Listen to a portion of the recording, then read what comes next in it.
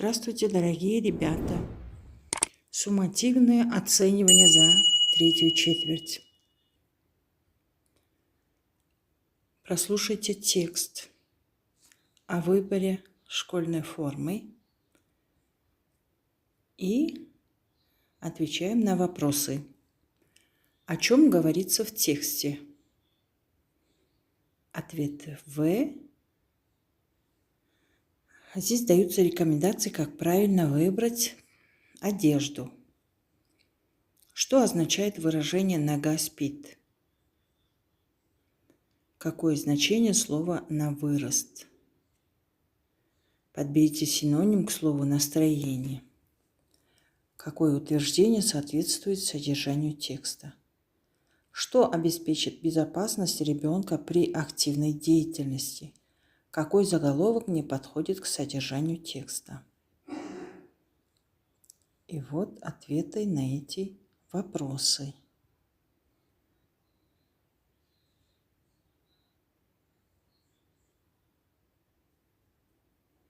Говорение.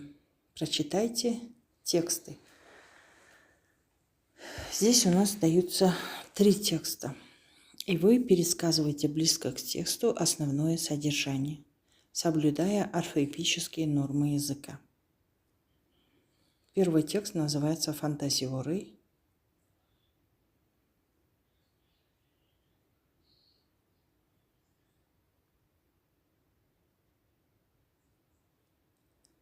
Второй текст об Иване Сергеевиче Тургеневе.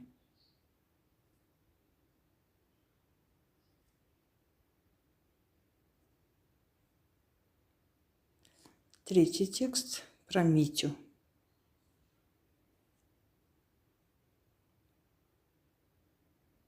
И вы на выбор пересказываете содержание одного из этих 3 текстов.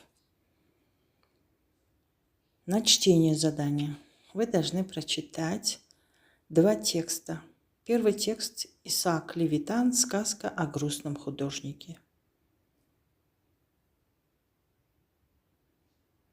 Второй текст называется «Мастер Али». Это фрагмент казахской народной сказки.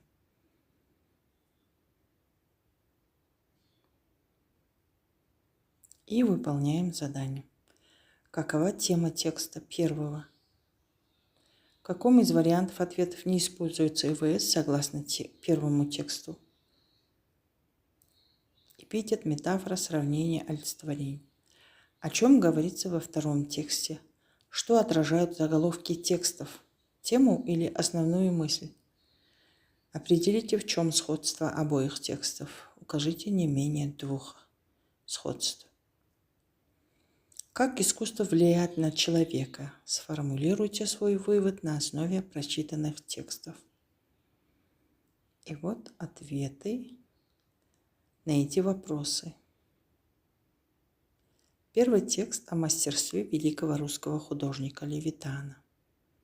Второй текст о нищем пастухе Али, чей ум и искусство славятся далеко.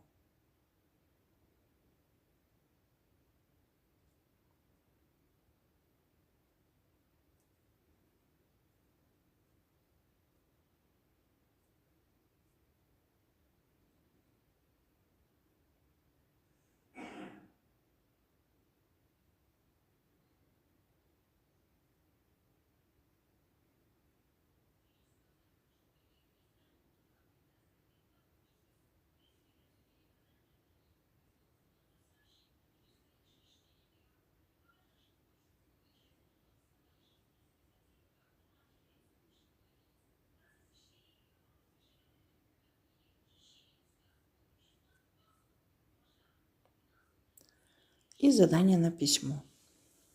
Напишите сказку объемом 60-80 слов на одну из предложенных тем. Вот предложены 3 темы. Вы должны написать сказку, используя элементы художественного и разговорного стиля, соблюдая структуру сказки. Пишите в соответствии с нормами литературного языка. Первая тема – необычайное путешествие холста и кисточки. Вторая тема – приключения старого башмака. И третья тема «Как я однажды попала в будущее». До свидания, ребята. До следующих встреч. Удачи вам!